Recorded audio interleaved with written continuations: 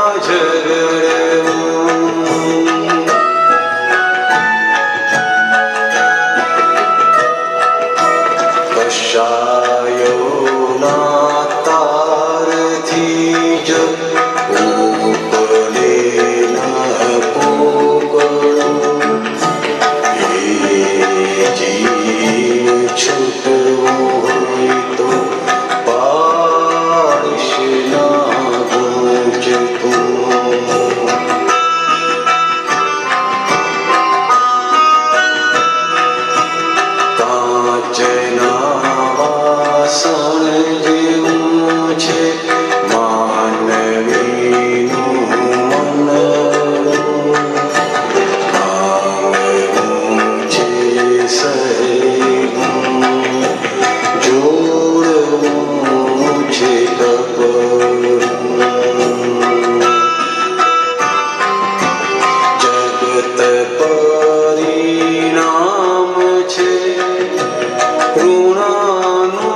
સંબંધનું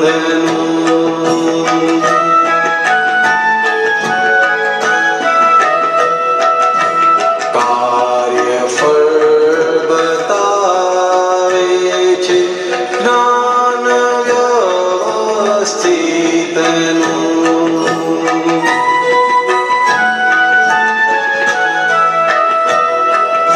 સ્થૂળ સૂક્ષ્મ કારણોથી વિશ્વરૂપે ઉભતું આપણે ભોગવી ભૂલ અહંકારી દખલનું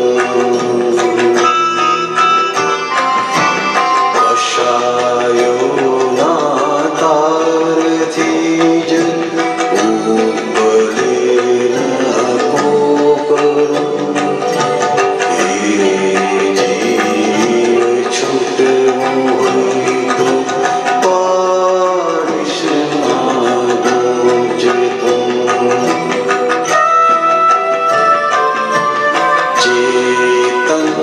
છે જ્ઞાન સ્વરૂપ જડથી જુદો ભિન્ન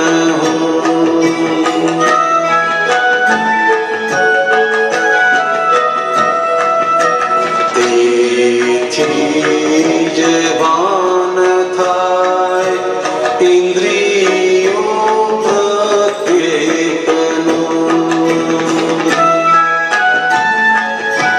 પુષ્પ સહી શકે નહીં મારણ ગણનું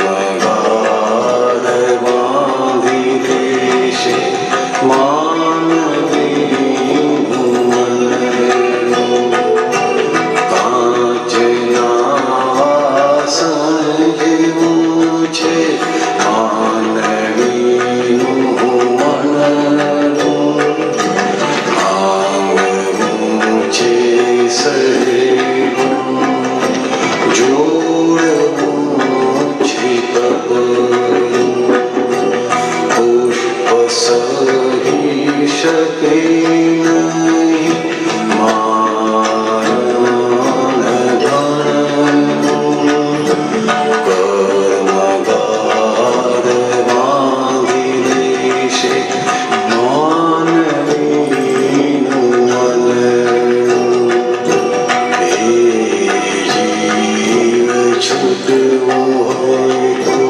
પાડીશ નાગું ચેતન કર્મગાર બાંધી લેશે માનવીનું મનનું માનવીનું મનનું માનવીનું મનનું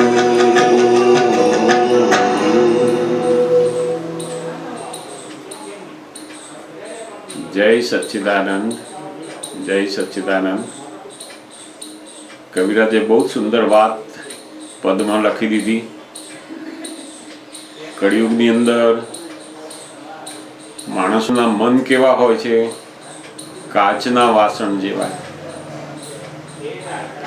આપણે સહેજ એને કંઈક કહીએ ને એના સારા માટે કહ્યું હોય, પણ જો એને મન ઉપર કંઈક ઊંધું આવી અસર તો કાચના વાસણની માફક તૂટી જાય. ઘણાના બધાના મન કેવા હોય? એકદમ ડેલિકેટ મન. બધા એટલા બધા સુવાળા મન, સહેજ આપણે કંઈક એની વાત સાંભળીએ નહીં ને તો એનું મન તૂટી જાય.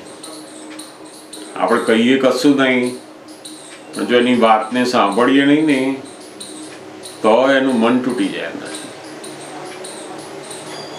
મોટા ભાગે માણસો બહારના બધા સંબંધ એકદમ આખા દેખાય, પણ મન જે છે ને એ બધા તૂટેલા હોય એકબીજા સાથે.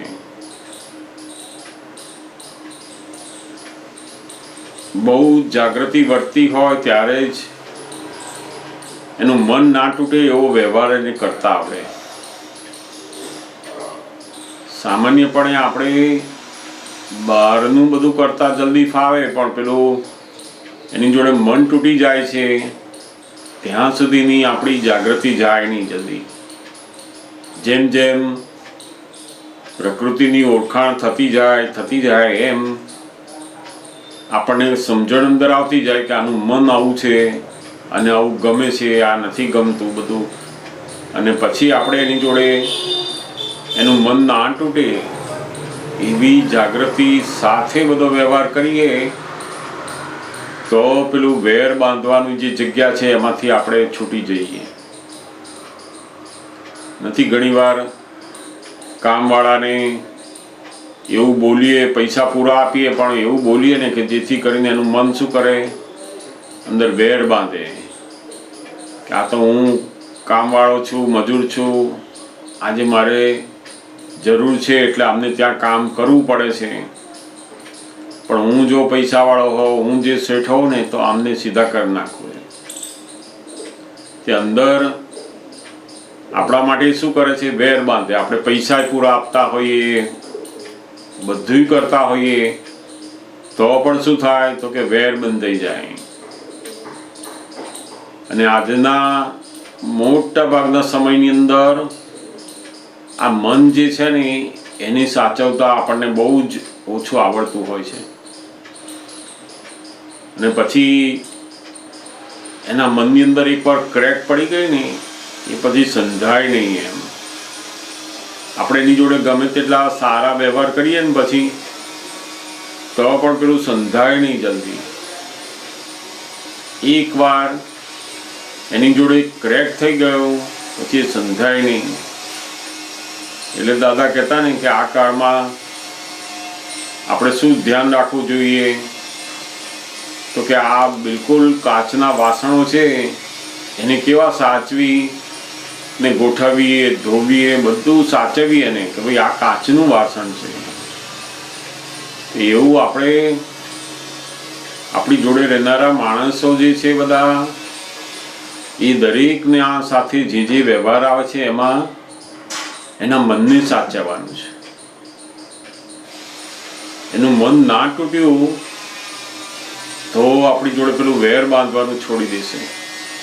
નહીં તો બહારથી આપણી જોડે બહુ સંમત હોય, બોલે ખરાક, મને બહુ આનંદ થયો, તમે આમ, બધું સારું સારું બોલે, પણ એનું મન કેવું હોય, તૂટી ગયેલું હોય. આપણી જોડે કામ કરવા રાજી ના હોય, આપણી જોડે આવવા રાજી ના હોય. ઘણાને તો એટલા બધા મન તૂટી ગયા હોય કે બે જણા એક ટેબલ પર બેસીને જમી શકે નહીં. પછી એ કે મારે પછી જમવાનું, તમારે જમી લો.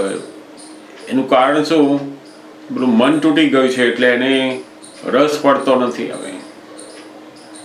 એટલે બહુ આ કાળમાં આ મનને સાચવવું બહુ જ અઘરું છે.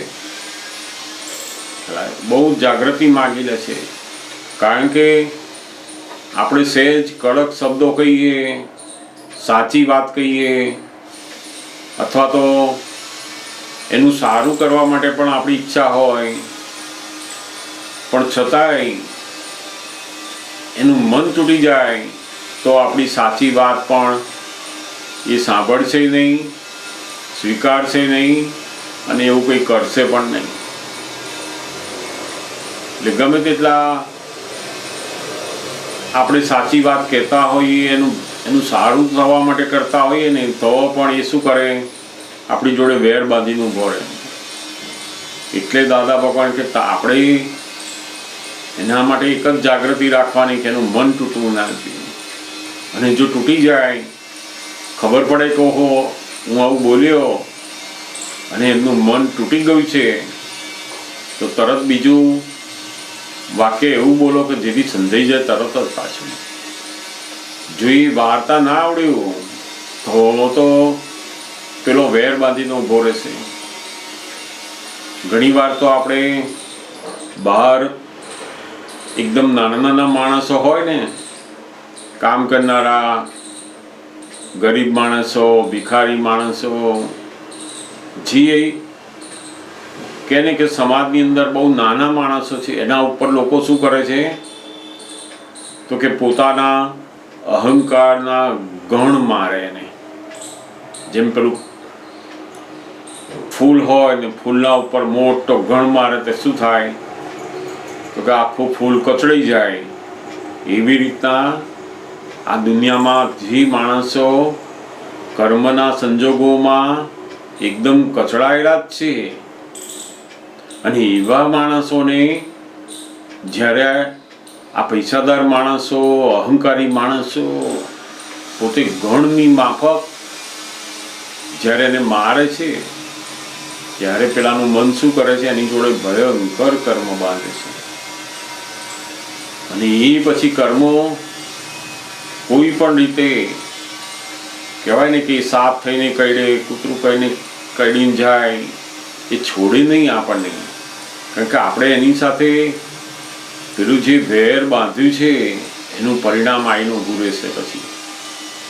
એટલે બહુ મોટામાં મોટી જાગૃતિ આ કે એની સાથેનું આપણું મન તૂટે નહીં. આપણે એની જોડે જે કંઈ પણ વ્યવહાર કરતા હોય એમાં આપણે જાગૃત રહેવાનું કે એનું મન તૂટવું ના જોઈએ. અને જ્યાં તૂટી જતું હોય ત્યાં વાર્તા આવડવું જોઈએ કે અહીં વારી દો, અહીંયા આ એને ગમતું નથી, એને આ સાંભળવાનું સમજવાનું એને ગમતું નથી, આ કરવાનું ગમતું નથી, માટે ધીમે ધીમે વાળી અને પછી એને કહો. આખો વ્યવહાર જે છે એ શું છે? તો કે જ્યાં સુધી પોતાની અંદર અણસમજણો છે ત્યાં સુધી દરેક વ્યવહારની અંદર બધા રાગ દ્વેષ, અથડામણો, મતભેદો બધું ચાલ્યા જ કરે છે. લોકોની એવી માન્યતા છે કે સંસાર, આ વ્યવહાર બધો આવો જ હોય છે, પણ ખરેખર પેલી અણસમજણના કારણે આપણે આ મતભેદ પડ્યા કરે, ડિસએડજસ્ટમેન્ટ થયા કરે છે. આ બધું થવાનું કારણ શું છે? તો કે પેલી અણસમજણ છે. એટલે અણસમજણના લીધે જ આપણને સંસાર દુઃખદાયી લાગે છે. આનો આ જ વ્યવહાર જ્ઞાનીઓને પણ હોય, પણ એમની પાસે અણસમજણ નથી હોતી, એટલે એમને મતભેદ પડતા નથી, રાગ દ્વેષ થતા નથી, કોઈનું મન તૂટતું નથી. અને તૂટી જાય તો કેવી રીતે વાળવું એ બધું આવડતું હોય એમને. એટલે દરેક વ્યક્તિઓ સાથે એમને બિલકુલ જાગૃતિ સાથે વ્યવહાર થાય છે, એટલે એમને સંસાર દુઃખદાયી લાગતો નથી. એક બેનને દાદા ભગવાને પૂછ્યું કે તું અહીંયા કેટલા વર્ષથી આવે છે? તેણે કહ્યું કે હું દાદા 5 વર્ષથી અહીંયા તમારા સત્સંગમાં તમારી પાસે આવું છું કે છે. તો કે તું અહીંયા 5 વર્ષથી આવે છે, તો 5 વર્ષમાં તને દાદા ભગવાન જોડે મતભેદ પડ્યો છે કે છે? તેને કહ્યું કે ના. અને કે તું તારા હસબન્ડ જોડે કેટલા વર્ષથી છે? તો કે હું 8 વર્ષથી છું. તો 8 વર્ષમાં તારા હસબન્ડ જોડે કેટલી વાર મતભેદ પડે છે કે છે? તો કે દાદા એ તો વારંવાર પડે છે. તો કે છે લગ્ન કર્યા પહેલું વર્ષ સારું ગયું, બાકી તો રોજ હવે ચાલે છે અમારે. તો કે છે હવે તો દાદા કે આ બેમાં શું ફેર હશે? તો કે આ અમારી જોડે તને મતભેદ નથી પડતો કારણ કે અહીંયા તને બિલકુલ આસક્તિ નથી, અહીંયા તને પ્રેમ છે, અને તારા હસબન્ડ જોડે જે છે એ તને આસક્તિ છે, એટલે તને ત્યાં વધારે મતભેદ પડે છે, એકબીજાના અથડામણો થયા કરે, વ્યૂ પોઈન્ટ આ બધું. કારણ કે આ બેમાં શું ફેર છે? તો કે પેલી આસક્તિ અને અહીંયા પ્રેમ છે, એમાં ડિફરન્સ ના થાય છે. આપણને પણ જ્યાં જેની સાથે બહુ જ આસક્તિ હોય, પોતાના બહુ માન્યા હોય, ત્યાં આગળ શું થાય છે? એને તો કે પેલા મતભેદ, અથડામણો શરૂ થાય છે. જેમ જેમ આપણે એની સાથેનો આખો જે વ્યવહાર છે એ રિલેટિવ સ્વરૂપે જોઈ કરતા જઈશું એમ પેલું ઓછું થતું જ જશે. બાકી દાદા ભગવાન કહેતા ને કે કળિયુગ એટલે શું, તો કે બધાની પ્રકૃતિ એકદમ ભિન્ન ભિન્ન હોય. આપણને જે ગમતું હોય ને એ આપણી જોડે રહેનારને બહુ ઓછું ગમતું હોય. પેલા કે મને ટીવીની અંદર મૂવી જોવાની ગમે છે, પેલા કે મને તો સિરિયલ જ ગમે છે. તે એમાંય માથાકૂટ થાય. તો કે એમ કર તું તારા મોબાઈલમાં જો, તું તારા આઈપેડમાં જો, મને મારું જોવા દેતું. એમાંય માથાજી કશું સુખના સાધન લાયા હોય ને પણ સુખ મેળવવા માટે પાછી મતભેદ પડે એટલે એમાંય પાછું ચાલ્યા કરે દરેક બાબતોમાં. આ કળિયુગની અંદર મોટા ભાગે ભિન્ન પ્રકૃતિઓ જોવા મળે. એક જ વસ્તુ માટેના અભિપ્રાય ગમતાપણું બંનેને જુદું જુદું હોય.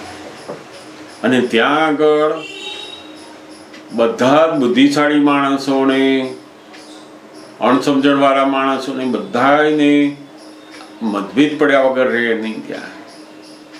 અને એમાંય જે બુદ્ધિશાળી લોકો હોય એને તો બહુ જ પડે ઉડતા. એક એક નાની નાની બાબતોમાં પેલી પ્રકૃતિની ભિન્નતાને લીધે એની એડજસ્ટમેન્ટ થાય નહીં અને એ મતભેદ અંદર ચાલુ રહ્યા જ કરે. અને એમાંથી અણગમો ઉત્પન્ન થયા કરે, હાજરી ગમે નહીં, એમ ધીમે ધીમે એ સ્વરૂપ મોટું થતું જાય અંદર. અને પછી તો અભિપ્રાય પડવા માંડે ને એટલે એની દરેક વાતને ઊંધી જ દેખાય એવું શરૂ થઈ જાય પાછું. એટલે દાદા ભગવાન બહુ જ કહેતા કે આજે માણસો પાસે બધી સગવડો છે પણ છતાંય જીવન જીવવાની જે પદ્ધતિ છે, સમજણ છે એ નહીં હોવાથી કેટલાય બધા લોકો સારા બંગલામાં, ગાડીઓમાં, ખાવા પીવાનું બધું છે છતાંય પણ દુઃખનો અનુભવ કરે છે. આનું સૌથી મોટું કારણ કે દરેક વ્યક્તિ પોતાની જે ગમતું, પોતાનો જે વ્યૂ પોઈન્ટ, પોતાની જે પ્રકૃતિ છે એવું જ સામે ઈચ્છે છે અને એ પ્રાપ્ત થતું નથી કોઈ દિવસ. દાદા કહેતા ને કે આપણે લગ્ન કરીને લાવીએ ને તે તો બહારનું જોઈએ, કેટલો ભણેલો છે, કેટલું કમાય છે, એનું કુટુંબ કેવું છે, દેખાય છે કેવો, હાઈટ કેટલી, બધું આ બધું બહાર જોઈએ. પણ એને શું ગમે ના ગમે ને એની પ્રકૃતિ શું છે એ તો જ્યારે એની જોડે રહે અને તે પણ 1 વર્ષ 2 વર્ષ જાય પછી પેલી જે એની પ્રકૃતિ છે ને એ આખી ઓપન થાય છે. પહેલા તો બધું પેલા મોહના જે પરમાણુ છે એના આધીન બધું ચાલતું હોય એટલે એમાં પ્રકૃતિ દેખાય નહીં એને. અને પછી એ આખું વાસ્તવિક જીવન ઉપર આવે ત્યારે એની પ્રકૃતિની બધી ઓળખાણ થતી જાય. અમને વહેલા ઉઠવાનું ગમે, ઉઠીને તરત ચા પીવાનું ગમે, અમને ગરમ ગમે, અમને ઠંડી ગમે, પેલા કે પંખો ગમે, આપણને ના ગમે, તો બધી જાતની. પેલા કે હું તો અહીં જ સુવાનું ગમે, મને બીજે ના ફાવે.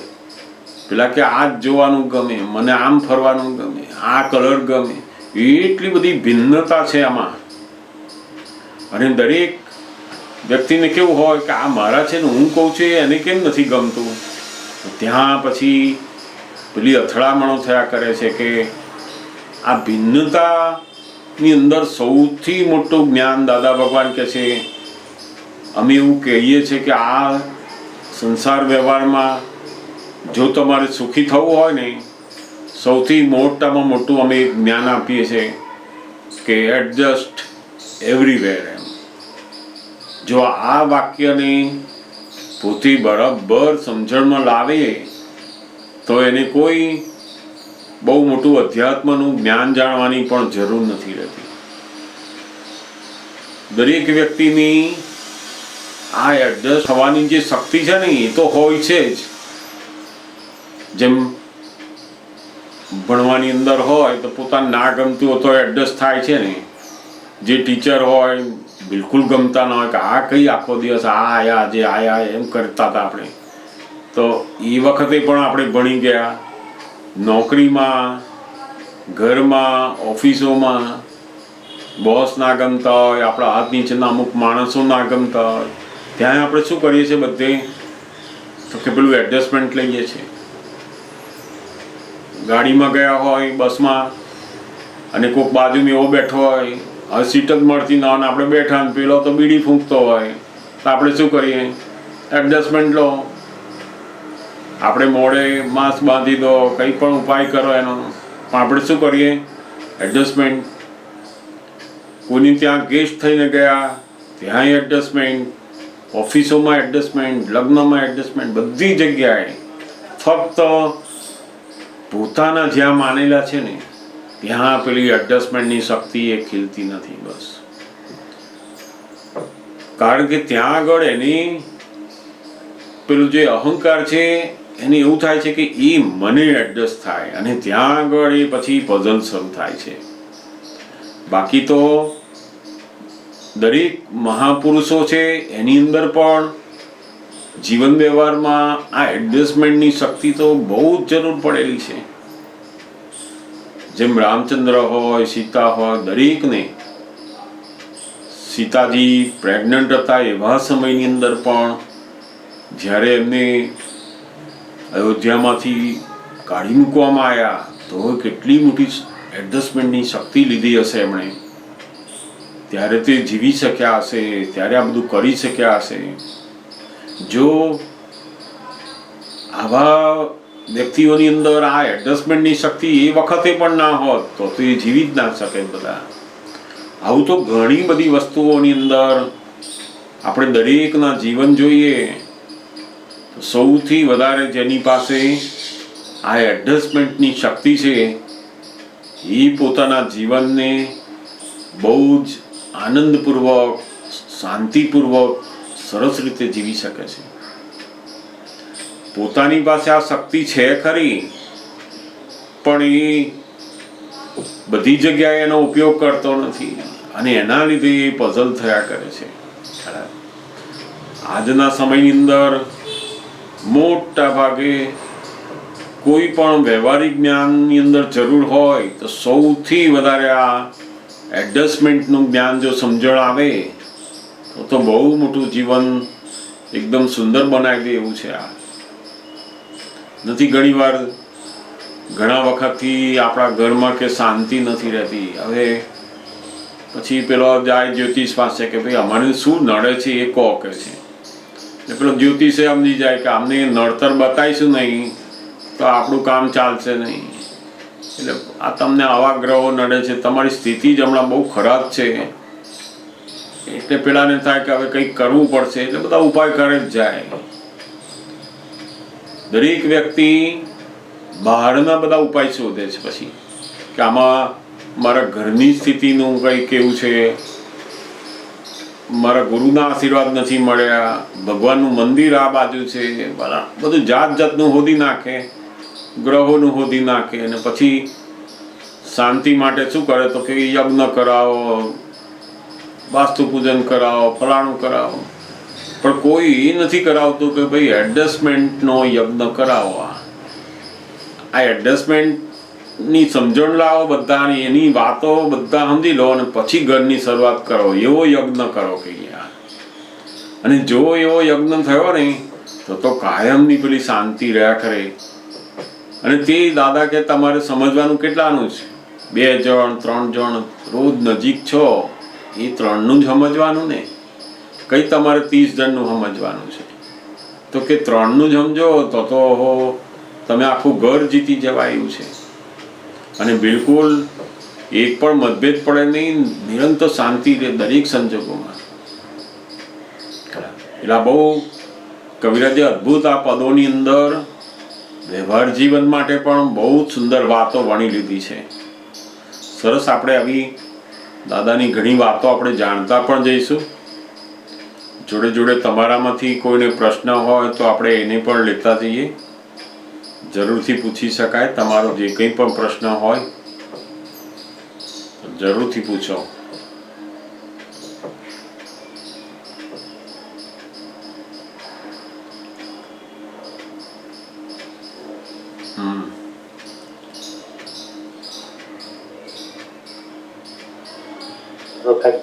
જય સચ્ચિદાનંદ. અશોકા, આપણે કોઈ એવી વ્યવહારિક વ્યૂ પોઈન્ટ લઈને બેઠા હોય આપણા માઇન્ડમાં અને જેના લીધે આપણે એને સાચો લાગતો હોય, હવે એના લીધે જો કોકની એક્સપેક્ટેશન અલગ થતી હોય ને એમનું મન ધીમે ધીમે આપણને લાગતું હોય કે આમાં તૂટી રહ્યું છે કે આવું કંઈ થઈ રહ્યું હોય, તો એ વખતે પછી આપણે એ વ્યૂ પોઈન્ટ ભલે આપણને વ્યવહારિક રીતના બરાબર લાગતો હોય ગમે તો હોય પણ એને જતો જ કરી દેવો જોઈએ. એડજસ્ટ થવાનું. આપણો પોતાનો વ્યૂ પોઈન્ટ બિલકુલ આગ્રહ વગર રજૂઆત કરવાની અને તે પણ કહેવાનું કે એક કામ કરો, તમે આજે હું કહું છું એટલે કરવાનું છે એવું નહીં, પણ તમે વિચારી રાખો. એટલે ટાઈમ આપવો આપણે. એટલે ઘણી વાર માણસને કેવું છે કે અભિપ્રાય પડી ગયા હોય ને તો આપણે કહીએ ને એટલે તરત તો પેલો આ અભિપ્રાયથી જુએ કે આ મારું સાચું છે ને એ નથી કરવું એટલે આ બધું કહે છે એમ. તો પહેલા તો એ અભિપ્રાયથી જુએ એટલે આપણો વ્યૂ પોઈન્ટ એને બહુ વિસ્તારથી જોવાનું અંદર થાય નહીં. એટલે આપણે કહેવાનું કે તમે એક કામ કરો, થોડી વાર રહીને શાંતિથી વિચારજો, આપણે કાલે એનું એ કરીશું, પણ તમે વિચારો પછી જે ડિસિઝન લેશો એ કરીશું આપણે કહીએ.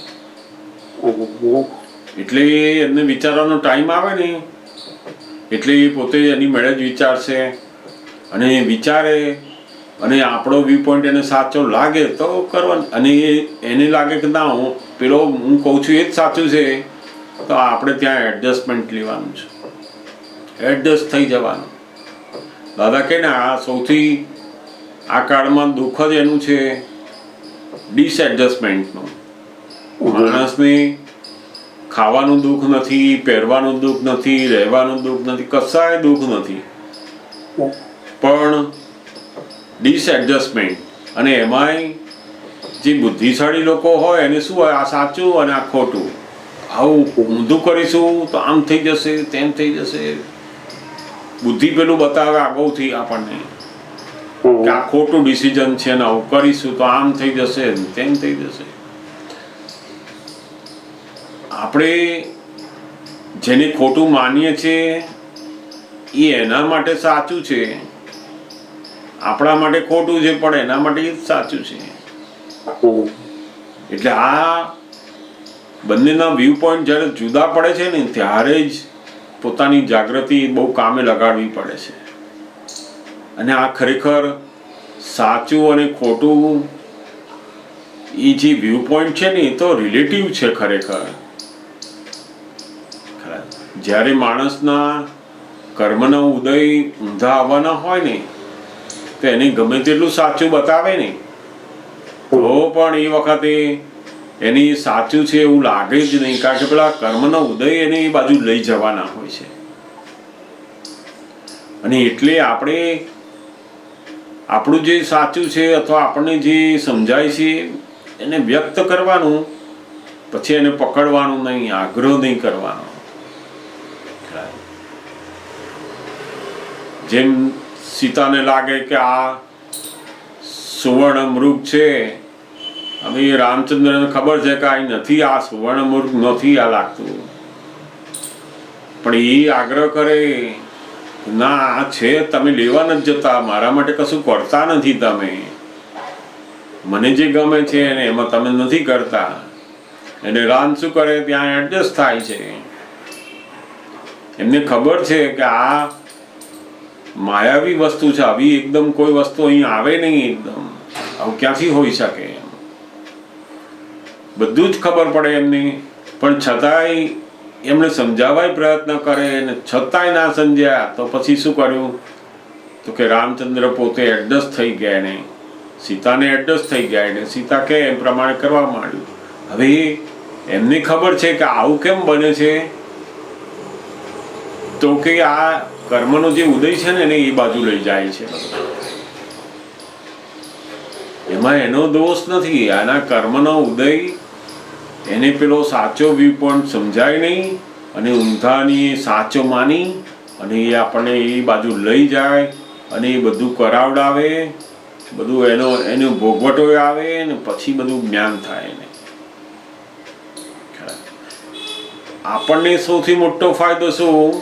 તો કે એની સાથે આપણને અથડામણ ના થઈ, આપણને એની જોડે મતભેદ ના પડ્યો, એ મોટી કમાણી થઈ આપણી. પેલું તો કર્મના અધીન છે એકદમ. એટલે દાદા કહે ને કે આ દુનિયાનું સૌથી મોટામાં મોટું દુઃખ જ શું છે આજે? તો કે ડિસએડજસ્ટમેન્ટ. બધાય ભણેલા મોટા મોટા વકીલો, પીએચડી થયેલા લોકો વાઇફ સાથે, પોતાના કર્મચારીઓ સાથે બધી જગ્યાએ એને શું થાય છે? તો કે આ નિરંતર મતભેદો પડ્યા કરે, અથડામણો થયા કરે છે એકબીજાના વ્યૂ પોઈન્ટની. સાચો ખોટો, સાચો ખોટો. એટલે જ દાદા કહે છે ને કે આ કાળમાં અમે સૌથી મોટો આ વ્યવહાર ધર્મ આપીએ છીએ દરેકને.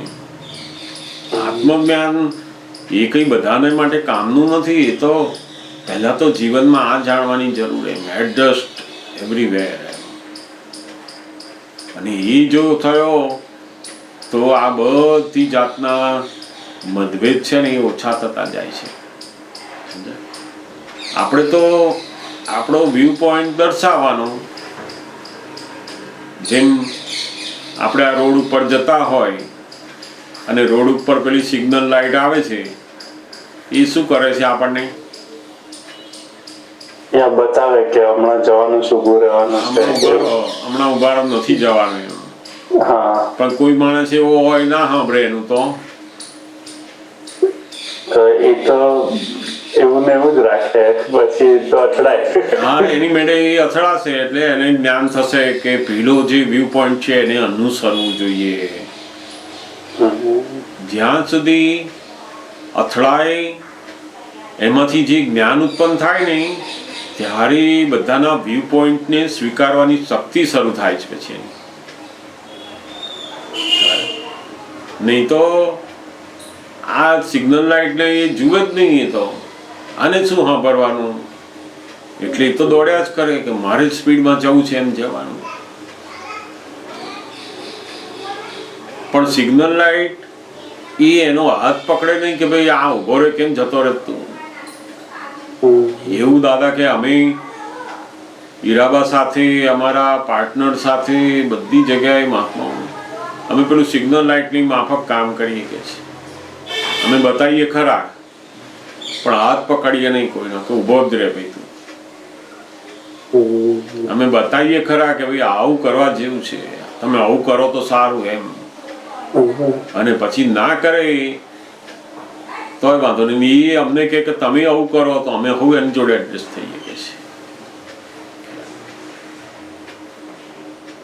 એડજસ્ટમેન્ટ થવાની એટલી બધી શક્તિ વિકસાયેલી હોય કે લાખો માણસો એમની જોડે રહે ને તો એમને મતભેદ પડે નહીં. સૌથી મોટામાં મોટું જ્ઞાન જે કહેવાય ને તો કે આ જ છે કે જેને જીવન વ્યવહારમાં કોઈની પણ સાથે એક પણ મતભેદ પડતો નથી. દાદા કહેતા ને કે આટલા લાખો વર્ષોની અંદર કેટલાય જ્ઞાનીઓ થઈ ગયા પણ કોઈ એવા જ્ઞાની નથી થયા કે જેને એની વાઈફ સાથે એક પણ મતભેદ ના પડ્યો હોય અને એની વાઈફ પણ જ્ઞાની તરીકે એમને પગે લાગતી હોય.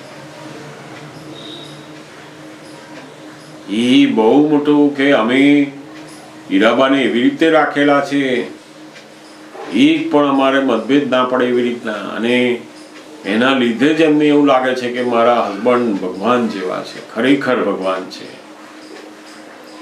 આ બહુ આપણી નજીકની વ્યક્તિઓને અહોભાવ ક્યારે ઉત્પન્ન થાય છે તો કે પેલું મતભેદ વગરનું જીવન જુએ છે ત્યારે જ થાય છે. અને વાસ્તવમાં જીવન એ શું છે ખરેખર? તો કે આ એડજસ્ટમેન્ટ કરવું એને જ માનવતાનું જીવન કહેવાય છે. નહીં તો આ પાછવતાનું જીવન, જાનવરોનું જીવન કેવું છે, કોઈને એડજસ્ટ ના થાય. તો એવું શરીર માણસનું હોય પણ કોઈને જો એડજસ્ટ જ ના થતો હોય એ તો માણસ જ ના કહેવાય પછી. એટલે આ બહુ મોટામાં મોટો આજનો જે ધર્મ છે ને એ દાદા ભગવાન કે છે આ એડજસ્ટમેન્ટ લો એની જોડે. ગમતું ના ગમતું, સાચું ખોટું, એ બધું આપણી પાસે ખબર છે કે આ સારું કહેવાય, ના સારું કહેવાય, અને આપણો વ્યૂ પોઈન્ટ દર્શાવો એને. પછી એ કે ના આમ જ કરીએ તો સારું, મને તો આ જ ગમે છે, બહુ સરસ કહીએ. તરત જ એને એડજસ્ટ થાવ. આ દુઃખોને કાઢવા માટેની સૌથી મોટી માસ્ટર કી છે દાદા કહે.